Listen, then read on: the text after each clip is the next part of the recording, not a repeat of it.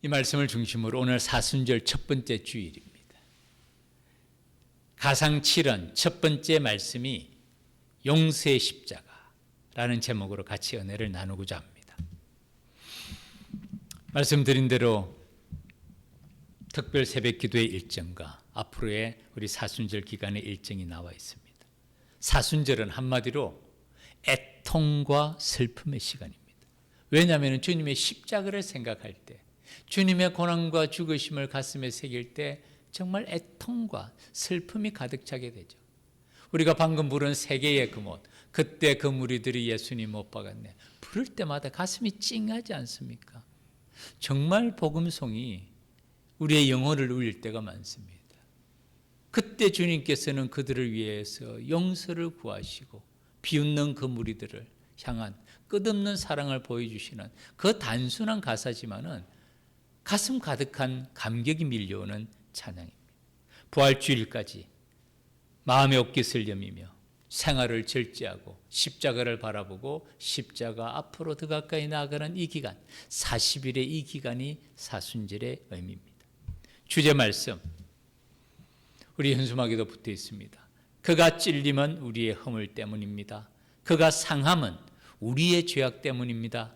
그가 징계를 받음으로 우리는 평화를 누립니다. 그가 채찍에 맞음으로 우리는 나음을 받았습니다. 나를 위한 십자가, 주의 십자가가 나를 위한 십자가라는 것을 깨닫고 그 주님 앞에 우리의 마음을 쏟아놓고 그 주님의 십자가를 바라보는 그것이 사순절의 기간이고, 그리고 그 주님의 죽으심 가운데 동참함으로 우리는 영광의 부활에 함께 참여하게 됩니다. 앞으로 부활주일까지 총 7번의 주일을 지납니다. 오늘이 첫 번째 주일이죠. 종려주일과 성금 예배와 부활절을 맞이하게 되는데 7번의 주일 가운데서 이 가상 7원에 대해서 생각해 보고자 합니다. 십자가 위에 7 말씀이라는 뜻이 가상 7원이죠. 첫 번째 말씀이 아버지여 저희를 사하여 주옵소서, 용서해 가는 말씀입니다. 두 번째 말씀이 내가 진실로 내게 이르노니 오늘 내가 나와 함께 낙원에 있으리라. 누구에게 하는 말씀입니까? 강도에게 하는 말씀. 강도에게 구원의 약속을 하시는 말씀입니다. 세 번째, 여자여 보소서 아들이니이다. 요한에게 어머니를 맡기는 그 주님의 말씀입니다. 네 번째는 고독이요 분리입니다. 단절입니다. 엘리 엘리 라마 사박다니, 나의 하나님 어찌하여 나를 버리시나이까. 처절한 말씀이에요. 주님께서 이 땅에 오시고 공생의 모든 기간 주님과 동행하시고 내가 아버지의 일을 하는 것이 나의 양식이다라고 말할 만큼 주님과 끝까지 동행하셨는데 십자가에서 그 죄 앞에서는 주님과의 단절이 이루어집니다. 다섯 번째 말씀이 내가 목마르다. 고통, 극한의 고통이죠. 그리고 여섯 번째가 다 이루었다. 사명의 성취입니다. 예수님의 구원의 십자가의 그 사명 끝까지 성취하신 것이죠. 다 이루었다. 그리고 마지막 승리의 십자가의 말씀입니다. 내 영혼을 아버지 손에 의탁하나이다. 제가 한 분의 간증을 들었습니다. 이 한 분이 이 사순절을 맞이하면서 주님의 고난의 십자가를 묵상하는 가운데 있었는데, 그 주님께서 걸어가신 그 십자가를 묵상하면서 여러 가지를 생각하는 중에 예수님께서 십자가에 못 박히시는, 그 손에 못 박히시는 이 묵상을 하는 가운데 너무너무 끔찍해서 더 이상 생각을 못하고 자리에서 벌떡 일어날 수밖에 없었다는 말씀을 하더라고요. 그리고 더 이상 그 일을 생각할 수 없을 만큼 몸에 전율이 오는 것이죠. 사실은 그렇습니다. 십자가의 길을 깊이 묵상하면 그것은 상상할 수 없는 일이에요. 우리가 참여할 수 없는 일입니다. 그러나 사실은 십자가에 못 박히시는 것부터 시작하지 않습니다. 십자가 형벌은요, 로마 군병으로부터 채찍질을 당하는 그 시간부터 시작이 됩니다. 몇 년 전의 영화죠. 패션 오브 크라이스트라고 멜 깁슨의 영화가 있었습니다. 그 영화를 보면 이 극사실주의라고 사실 그대로 묘사하려고 노력했는데 예수님께서 십자가형에 달리기 전에 빌라도의 법정에서 나와서 로마 군병으로부터 채찍질을 당하고 십자가를 지고 골고다까지 올라가는데 그 출발부터 얼마나 처참하게 채찍으로 내리치는지 살점이 뚝뚝 떨어져 나와요. 그래서 기록에 하면 어떤 사람은 십자가 채찍을 받는 중에 죽는 사람도 있어요. 심지어는 십자가형을 받은 사람들은, 가족들은 그 채찍을 내리치는 군병에게 뇌물을 준대요. 왜 뇌물을 줄까요? 살살 내리치라고? 아니에요. 가능하면 빨리 목숨이 끊어지게 해달라고 뇌물을 준답니다. 빨리 죽게 해달라고. 그러니까 그 채찍질이라는 것은 통증을 생각하며 내리치는 채찍이 아니에요. 죽이고자 내리치는 채찍인 거예요. 그 시간부터 온 등이 사실은 난도질이 되고 그리고 그 길로부터 십자가의 길이 시작이 되는데 그분이 묵상 중에 그런 얘기를 하더라고요. 사람이 극한 고통에 처하면 아무것도 생각나지 않는답니다. 그럴 거예요. 우리가 몸이 아플 때도 몸에 어떤 상처가 날 때도 아무 생각이 나지 않습니다. 그러나 극한 고통에 들었을 때는 더한 상황이 되는 것이죠. 가상칠언, 주님의 십자가 외의 7말씀은 주님은 그 극한 고통 가운데서 아무 생각도 나지 않은 그 가운데서도 주님께서는 한 말씀 한 말씀을 뱉으신 것이죠. 육체적인 고통, 정신적인 고통, 영적인 고통이 극한 가운데 있는 속에서 마지막 유언의 말씀을 하신 것이 가상칠언이고 오늘은 그 첫 번째 말씀입니다. 핵심 말씀은 34절입니다. 이에 예수께서 이르시되 아버지, 하나님 아버지께 기도드리는 것이죠. 저들을 사하여 주옵소서. 자기들이 하는 것을 알지 못함이니이다 하시더라. 그 다음에 그들이 그의 옷을 나누어 제비 뽑을세. 지금 예수님께서 용서를 구하는 그 사람들을 위해서 용서를 구하는 그 사람들, 그 대상들은 누굴까요? 하나님 아버지께 간절히 첫 번째 기도예요. 저들을 사하여 주옵소서. 자기들이 하는 것을 알지 못함입니다 라는 말씀 가운데 이 저들과 자기들이 누굽니까? 그 다음에 말씀이 그들이 그의 옷을 나는 제비 뽑을세. 여기서 그들은 누구죠? 로마 군병들이에요. 십자가 바로 밑에서 예수님이 입으셨던 그 옷을 나누지 않냐고 통째로 누가 가지는지를 결정하기 위해서 제비를 뽑고 있는 상황을 말합니다. 그들을 그들이라고 말합니다. 이 그들, 첫 번째 대상은 로마 군병들이죠. 지금 로마 군병들은 십자가 가장 가까이에 있습니다. 그리고 이 군병들은 옷을 제비 뽑을 뿐만 아니라 36절이죠. 군인들도 희롱하면서 여기서 빨간 글씨가 지금 십자가 주변에 있는 사람들입니다. 예수님께서 그들을 사하여 주옵소서라고 말씀하실 때 1차 대상입니다. 백성, 관리, 군인들이 있는데 이 군병들이 로마 군인들이죠. 희롱하면서 예수님의 옷을 제비 뽑을 뿐만 아니라 희롱하면서 나와 신 포도주를 줍니다. 예수님은 거부하죠. 일종의 마취제입니다. 끝까지 거부하십니다. 뭐라고 희롱합니까? 네가 만일 유대인의 왕이면. 이 문장은 기억할 필요가 있습니다. 네가 만일 유대인의 왕이면. 예수님께서 광야에서 사탄에게 시험 받으실 때 사탄이 네가 만일 하나님의 아들이거든 돌을 떡덩이로 만들다. 네가 만일 하나님의 아들이거든 성전 꼭대기에서 뛰어내리라. 마지막 십자가에서조차도 군인들의 입을 통해서 사탄의 말이 그대로 등장합니다. 네가 만일 하나님의 아들이거든, 네가 만일 유대인의 왕이거든 너를 구원하라, 이 말씀입니다. 그리고 그 위에는 유대인 왕이라 쓴 패가 있더라. 지금 로마 병정들이, 로마 군인들이 자기들이 하는 것을 알고 있을까요? 자기들이 지금 무슨 짓을 하고 있다는 것을 알고 있을까요? 두 가지입니다. 자기들이 못 박는 사형을 집행하는 이 사람이 누구인지를 알고 있을까요? 그리고 자기들이 이 사형 집행하는 십자가에 처형하는 이 상황이, 이 사건이 어떤 의미인지를 알 수 있을까요? 아마 그 자리에서 네가 지금 무슨 짓 하는지 아느냐? 네가 지금 처형하는 사람이 누군지 아느냐라고 물으면 로마 군병들은 뭐라고 대답할까요? 당연히 안다고 대답할 겁니다. 네가 무슨 짓 하고 있지? 아니, 사형을 집행하는 거라고. 빌라도 법정에서 사형 언도를 받은 사람을 자기는 집행하는 거라고. 오늘날로 말하면 공무수행 중이라고 얘기할 겁니다.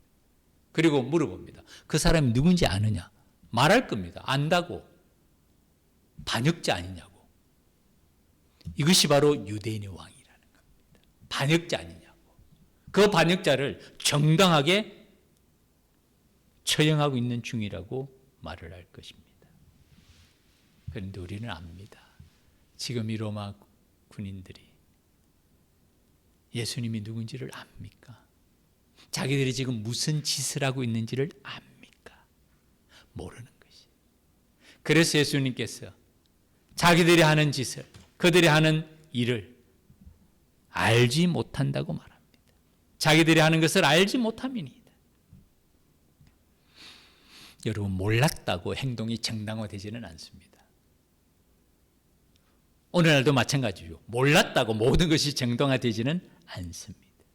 그러나 주님께서는 그 인간의 한계를 아시는 거예요. 인간의 한계를 인정하시고 그 죄인의 한계를 이해하시는 것이죠.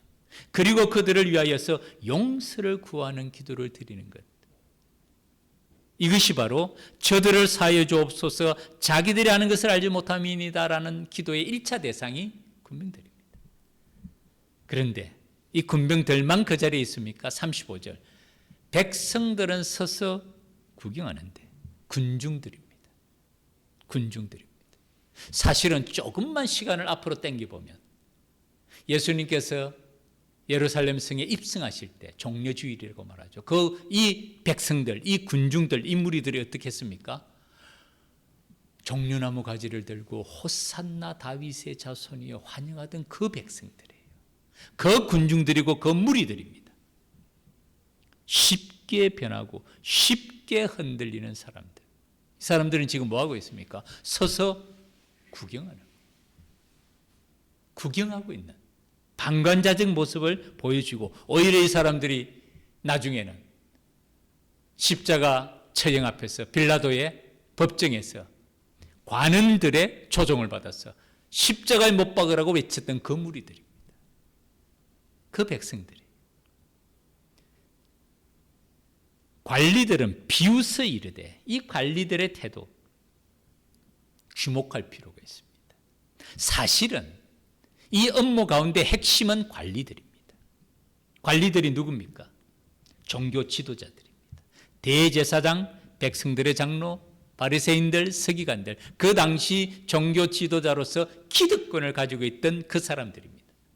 어떻게 행동하죠? 비웃어 이름, 조롱하고 비웃습니다. 그 다음에 그들이 비웃는 말이 군인들이 희롱하는 말과 똑같습니다. 한 걸음 더 나아가면 사탄이 하는 말과 똑같아요. 만일 하나님이 택하신 자 그리스도이면, 네가 만일 하나님의 아들이면 돌덩어리를 떡덩이로 되게 하라. 네가 만일 하나님의 아들이거든 성전 꼭대기에서 뛰어내리라는 말과 동일한 문장입니다. 이거 보면 하나님의 말씀이 정말 놀라워요. 누가복음의 기록자 누가가 이 모든 상황을 생각하고 이렇게 썼을까요? 저는 그렇게 생각하지는 않습니다. 정말 성령의 감동하심을 따라 기록하는 거예요. 그래서 원저자가 성경이라고 말하는데, 성령이라고 말을 하는데 성경의 원기록자는 성령 하나님이시라고 말씀하는 이유가 여기 있습니다. 이 관리들의 입이 네가 만일 하나님의 택하신 자이면 너 자신부터 구원하라. 이 사람들 말씀드린 대로 예수님의 십자가 처형의 주모자들이에요. 뒤에서 음모를 꾸미고 계획을 실행하고 본디오 빌라도에게 정치적인 압박을 가해서 자기들의 요구를 관철시키고 백성들을 어떤 방법으로든지 매수해서 자기들의 방향으로 이끌어갔던 그 당시의 기득권자입니다. 그들의 명분은 민족을 구한다는 생각이에요.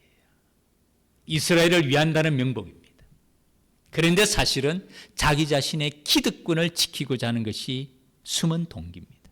자신들의 이익에 위협이 되고 자신들의 이익에 도전하는 예수 운동, 그 예수 그리스도라고 주장하는 이 사람을 철저하게 로마의 힘을 빌려서 메시아가 아니라 하나님의 저주받은 자라고 눈으로 보이고자 고도의 정치적인 책략을 지닌 음모가들로 진행이 되고 그 일이 마치 성공한 것처럼 보입니다. 예수님은 이들에 대해서도 용서를 구하고 있는 것입니다. 이들에 대해서도 용서를 구하고 있는 것이에요. 자신들이 하는 짓을 알지 못합니다. 자기들이 하는 것을 알지 못합니다. 라는 이 말씀 가운데는 이 백성들과 관리들도 포함이 되어 있는 것이죠. 인간의 악한 죄성까지도 우리 주님께서는 이해하시고 정말 진정한 사랑, 무조건적인 사랑을 보여주시는 것입니다.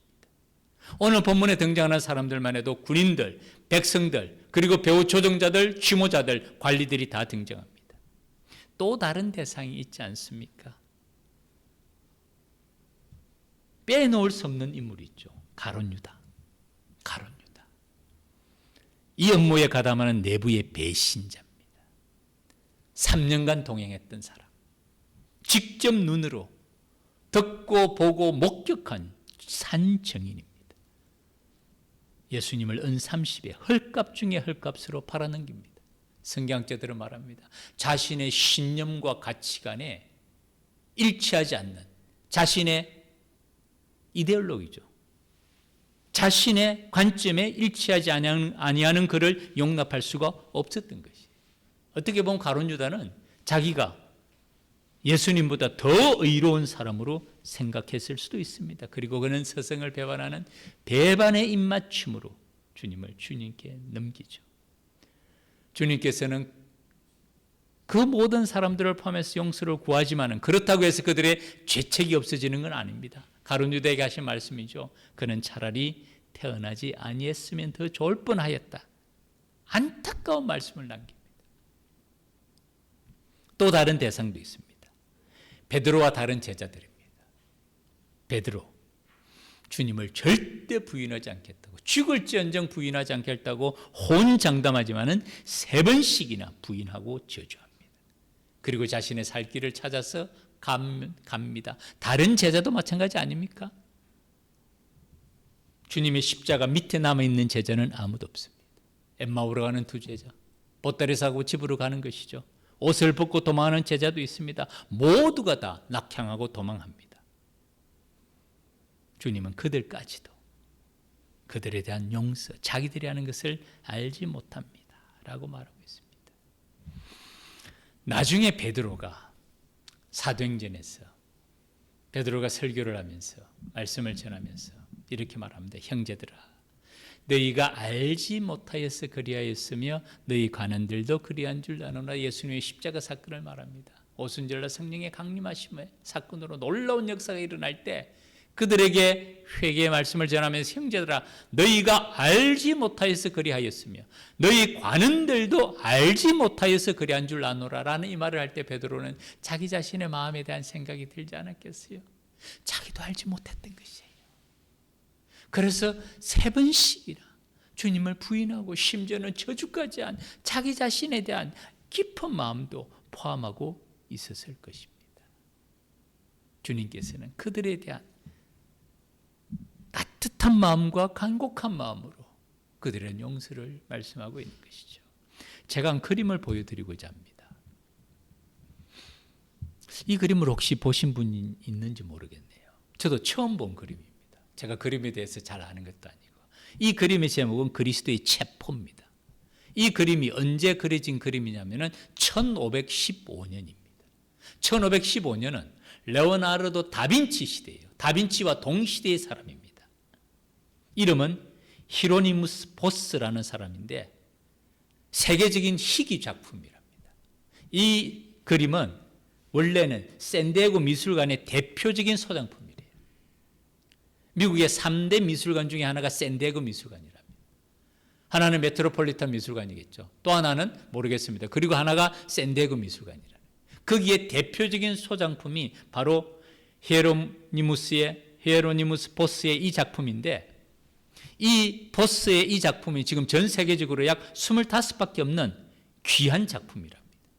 얼마 전에 세종문화회관 미술관에서 전시회가 열렸습니다. 르네상스에서 인상주의까지. 그때 아내와 같이 이 그림을 직접 봤는데요. 이 그림이 말씀드린 대로 제목이 그리스도의 체포입니다. 등장인물들이 있습니다. 오른손에 횃불을 들고 있는 사람이 누군지는 잘 모르겠어요. 예수님을 잡으러 온 사람 중에 한 사람이 들고 있겠죠. 그 횃불로 인해서 중앙에 있는 이분이 예수님의 얼굴입니다. 예수님은 지금 매우 평온한 얼굴로 시선이 땅을 향하고 있습니다. 지금 겟세마네 동산에서 예수님을 잡는 장면이에요. 그리고 녹색 두건 같은 걸 쓰고 칼을 뽑는 이 사람, 예수님을 잡으러 온 사람 중에 한 사람이죠. 그리고 빨간 옷을 입고 손에 칼을 든 이 사람이 누굴까요? 베드로입니다. 그리고 베드로 바로 앞에 한 사람이 책 같은 것을 보여줍니다. 뭘 보여줄까요? 빌라도 법정에서 예수님에 대한 사형 언도 기록을 보여주고 있다고 봅니다. 그리고 그 뒤에 또 잡으러 온 사람 한 사람 있고 그 뒤에 또 한 사람이 서 있는데 여기서 가룟 유다가 누굴까요? 예수님 바로 뒤에 자세히 보면 눈을 돌리면서 겹눈으로 상황을 살피고 있는 사악한 모습을 한 이 사람이 가룟 유다라고 봅니다. 예수님 바로 뒤에 들어있는 가룟 유다. 그리고 예수님을 잡으러 온 사람들을 향해서 칼을 뽑은 베드로. 그리고 예수님을 잡으러 온 사람들의 모습. 이렇게 설명합니다. 예수님을 둘러싼 모든 인물들이 긴장감 가운데 어떤 사람 지금 칼을 뽑고 있고 역동적으로 움직이는 가운데서 예수님만이 바닥을 내려보면서 모든 것을 받아들이는 평온한 얼굴의 모습을 보여주고 예수님 옆에서 촛불이 불꽃이 활발 타오르면서 그 빛까지도 예수님 얼굴을 환히 보여준다는 것입니다. 그리고 이런 대조적인 분위기를 통해서 지금 예수님께서는 배신당하고 체포되는 고통보다 심지어는 가룟 유다까지도 용서하고 초연해하는 감정을 나타내는 그림으로 설명을 하고 있더라고요. 그 설명을 듣고 보면 정말 이들의 시선과 이들의 태도와 이들의 자세 가운데서 역동적인 긴박감이 느껴지고 그 가운데서 예수님께서 참 평안한 모습으로 이 모든 것을 받아들이는 모습. 그래서 그 제목이 그리스도의 체포. 이 보스의 세계적인 작품이고 샌디에고 미술관의 대표적인 소장품이라고 얘기를 합니다. 가룟 유다라는 사람 참 안타깝기 짝이 없는 사람이죠. 그런데 사실은 베드로도 마찬가지죠. 처절하게 예수님을 부인합니다. 다른 제자들도 마찬가지죠. 다 도망가는 상황이에요. 그 가운데서 배신당하고 체포되는 고통보다 그들을 용서하고 초연해하는 주님의 마음을, 시선을, 얼굴을 보여주고 있는 그림이라고 설명합니다. 구약에서 예수님을 예표하는 대표적인 인물이 누군 줄 아십니까? 구약에서 많은 인물들이 나옵니다. 그리고 각기 다양하게 대표로 예표하고 있는 인물인데 그 가운데서도 대표적인 인물은 요셉입니다. 요셉은 예수님의 삶과 놀랍도록 닮아 있다고 봅니다. 배신당하죠. 그리고 구원의 사명을 감당합니다. 그리고 창세기에서 요셉에 대한 삶의 궤적만큼 자세하게 묘사된 인물이었고 그리고 배신과 구원의 사명을 이루는 그 가운데서 예수님의 사역의 예표를 보여주는 것이 요셉이라고 봅니다.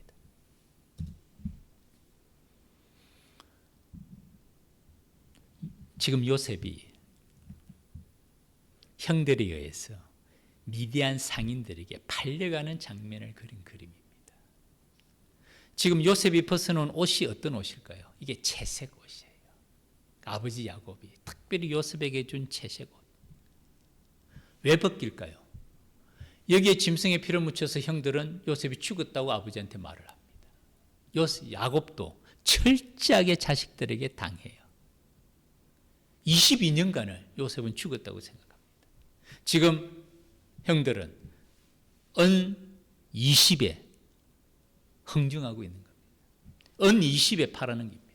그 뒤에 있는 형들이죠. 팔짱 끼고 방관하고 있습니다. 그 뒤에는 낙타 타고 미디안 상인들이 요셉을 끌고 가면서 기다리고 있는 장면들을 보여줍니다. 이때 나이가 몇 살입니까? 요셉이 17살이에요. 17살. 그리고 바로 앞에 서기까지 13년 동안 노예로서, 종으로서, 그리고 나중에는 죄인으로서 13년간 죽음을 눈앞에 두고 삽니다. 그리고 그의 나이 30살 때 바로의 꿈을 해몽해 줌으로 바로 앞에 급상승해서 바로 앞에 서게 됩니다. 그리고 7년의 풍년이 지나고 흉년 2년째, 9년째 총리가 되고 난 다음에 9년째 형들을 만납니다. 그러니까 17살 때 노예로 끌려와서 13년간 종살이하고 9년이 지납니다. 22년 뒤에 요셉은 형들에게 만납니다. 그의 나이 17살 때 끌려왔으니까 22년 뒤면 39세, 40세. 그 당시에 40세는 높은 나이죠. 그리고 그 형들을 만날 때 이전에는 아무 힘없는 동생이었지만 지금은 그 형들을 만날 때는 절대 권력자로 형들과 만납니다. 비교할 수 없는 인물이 됩니다. 그리고 그 요셉이 형들을 만나면서 어떻게 대합니까? 철저하게 검증의 과정을 거칩니다. 형들이 자신의 잘못을 깨닫는가? 회개하는가?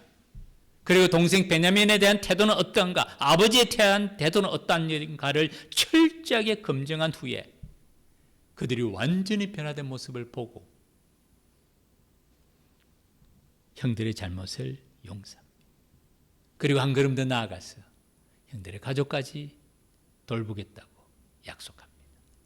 그때 요셉은 형들을 만났을 때 이제는 이전의 을의 입장에서 철저한 갑의 입장이 되었다고 호탕하게 내가 다 용서해 줄게 라고 말하지 않습니다. 요셉이 한 말은 한마디죠. 내가 하나님을 대신하리까. 내가 하나님을 대신하리까. 하나님의 절대 주권과 하나님의 절대적인 섭리를 믿었던 것이죠. 이 모든 것이 하나님의 섭리였구나, 인도하심이었구나 라는 것을 인정하고 난 다음에 요셉이 받았던 그 마음의 모든 상처와 고통과 아픔이 치유되고 회복되었을 겁니다. 요셉이 얼마나 오랜 기간 동안 형들에 대한 배신감과 분노를 가지고 있었을까요? 형들은 원래는 죽이고자 했습니다. 살인 의도를 가지고 있습니다. 사람이 사람을 죽이고자 할 때는 사리가 번뜩이다고 그러죠. 그거 쉽지 않습니다, 사실. 다른 사람의 목숨을 빼앗는다는 것이 만만치 않습니다. 정말 사리가 번뜩이지 않고는 다른 사람의 목숨을 빼앗을 수 없을 텐데 형들이 자기를 죽이고자 하는 그 눈에 번뜩이는 사리를 보고 아까 보스의 그 그림 가운데서도 눈빛이 다르잖아요. 눈빛이 다르잖아요. 그 마음에 받은 상처는 치유되기 어려울 겁니다. 그뿐입니까? 보디발의 아내, 그 아내를 지켜줬는데 이 보디발은 멍청한 건지 생각이 없는 건지 자기를 감옥에 보냅니다. 그 감옥에서 술 맡은 가는장, 떡 맡은 가는장 꿈을 다 해석해주고 술 맡은 가는장의 복지까지도 말해주면서 날 기억해달라고 얘기했는데 술 맡은 가는장 새카맣게 잊어버립니다. 성경학자들은 잊었다고 보지 않습니다. 술 맡은 관원장이 그 히브리 노예를 해방시켜 줘봤자 그의 편에 들어봤자 자기에게 정치적인 어떤 이득이 있었겠습니까? 헌신짝처럼 부리고 자기 살 길만을 찾아간 그들입니다. 그런데 하나님께서 바로의 꿈을 통해서 요셉을 다시 세우시는 것이죠. 그리고 이 모든 과정을 통해서 하나님의 섭리라는 것을 깨닫고 요셉은 그 마음에 상처와 고통이 치유되고 회복되고 이 모든 것이 하나님의 손길이었다는 것을 깊이 깨닫습니다. 그리고 형들의 가족들까지 온 가족들을 그의 손을 통해서 구원하시는 하나님의 손길에 쓰임받는 한 사람이 됩니다. 말씀을 맺겠습니다. 오늘 말씀의 제목이 용서의 십자가입니다. 주님께서 십자가 위에서 마지막 그 극심한 고통 가운데 하신 7가지 말씀, 첫 번째가 용서에 관한 말씀입니다. 왜 주님께서는 우리에게 용서하라고 말씀하실까요? 우리의 대적자들을 위해서, 아니면 이웃을 위해서, 아니면 그리스도인들을 통해서 세계 평화를 이루기 위해서 아니에요. 우리 자신을 위해서, 우리 자신을 사랑하기 때문에 우리 자신을 위해서 용서하라고 말씀합니다. 사도 바울은 로마서 12장에서 이렇게 말합니다. 내 사랑하는 자들아, 너희가 친히 원수를 갚지 말고, 이 원수라는 말이 3번이나 나옵니다. 하나님의 진노하심에 맡기라는 거예요. 직접 원수를 갚지 말고 맡기라고 말씀합니다. 기록되었을 때 신명기서 말씀이죠. 원수 갚는 것이 내게 있으니 내가 갚으리라고 주께서 말씀하시니라. 그 다음에는 내 원수가 줄이거든 먹이고 마시게 하라는 겁니다. 그리함으로 내가 숯불을 그 머리 위에 쌓아놓으리라. 난해 구절 가운데 하나입니다. 숯불을 그 머리 위에 쌓아놓으면 사람이 어떻게 될까요? 이 크리스토스톰은 이 숯불을 하나님의 심판이라고 말씀합니다.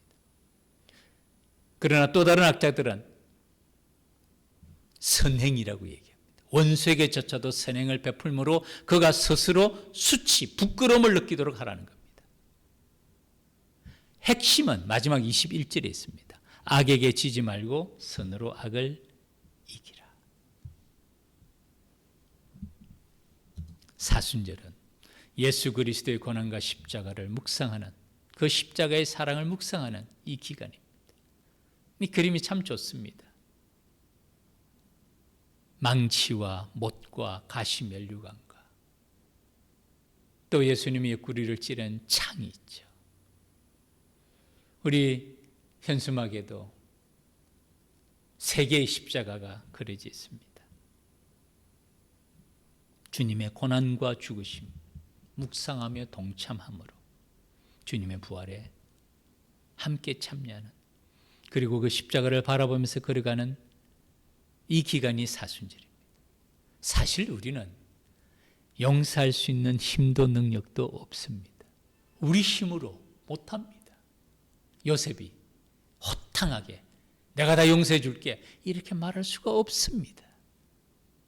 내가 하나님을 대신하리까, 하나님의 절대 주권과 하나님의 절대 섭리를 믿으면서 사도 바울의 권면처럼 내 사랑하는 자들아, 너희가 친히 원수를 갚지 말고 하나님의 진노하심에 맡기라는 것이에요. 누구를 위해서? 우리를 위해서. 어느 한 분은 이렇게 말합니다. 용서하지 아니하고 가슴에 원한을 품고 있는 것은 마치 자기가 독약을 마시고 상대방이 죽기를 기다리는 것과 같다라는 표현을 했더라고요. 내 마음에 깊은 원한과 상처와 아픔을 가지고 있고 상대방에 대한 적개심을 가지고 품고 있는 것은 마치 내가 독약을 마시고는 상대방이 죽기를 기다리는 것과 같다고. 실상은 누가 죽습니까? 자신이에요. 자신이에요. 주님께서는 하나님의 진노하심에 맡기라는 것입니다. 하나님의 절대 주권을 믿으며 하나님의 절대 섭리를 믿으며 심지어는 요셉과 같은 그런 상황에조차도 하나님께서 인도하심을 믿으며 원수 갚는 것이 내게 있으니 주님께 맡기라는 것입니다. 내가 하나님을 대신하리까. 그 대신에 원수가 줄이거든 먹이고 목마르거든 마시게 함으로써 숯불을 금 위에 쌓아놓을 뿐만 아니라 악에게 지지 말고 선으로 악을 이기라. 우리는 용서할 수 있는 힘도 능력도 없습니다. 성령의 기름 부으심을 통하여서 주시는 능력으로 우리의 마음이 치유되고 회복됨으로, 그리고 이 말씀에 순종할 수 있는 힘을 주심으로, 이 말씀대로 따라 순종함으로 하나님을 기쁘시게 하는 그런 우리의 믿음의 걸음 되시기를 바라고요. 이 사순절 기간에 우리 마음속에 우리의 용서가 필요한 사람들, 혹시 내 마음에 깊은 상처를 가지고 있는 사람들을 다시 한번 생각하면서 하나님의 손길을 올려드리고, 우리는 하나님의 섭리에 전적으로 순종하고 하나님의 절대 주권에 순종하며 범사의 그를 인정하며 주님의 따르심대로, 주님의 인도하심대로 따라 한 걸음 한 걸음 나아가는 우리의 믿음의 걸음, 이 사순절의 기간이 되기를 주님 이름으로 축복합니다. 기도드리겠습니다. 하나님 아버지, 우리 주님의 말씀을 기억합니다. 아버지여, 저들을 사하여 주옵소서. 자기들이 하는 것을 알지 못함이니이다. 우리의 삶의 걸음 가운데서도 많은 크고 작은 일들을 만날 때 우리 주님 성령께서 힘 주시고 능력 주심으로 우리의 상한 마음이 치유되게 하시고 회복되게 하시고, 이 모든 것 주님의 손에 맡기며 믿음으로 말씀에 순종함으로 승리하는 주의 백성들 되게 하여 주옵소서. 이 사순절 기간에 주님의 십자가 바라보면서 주님의 십자가 앞으로 더 가까이 나아가는 주의 백성들, 믿음의 걸음들 되게 하시고, 성령께서 우리의 마음과 생각 붙드시며 날마다 십자가 앞으로 인도하며 십자가의 그 큰 은혜와 사랑을 깨닫고 누리는 주의 백성들의 믿음의 날들 되게 하여 주시옵소서. 감사드리며 예수님 이름으로 기도 올립니다. 아멘.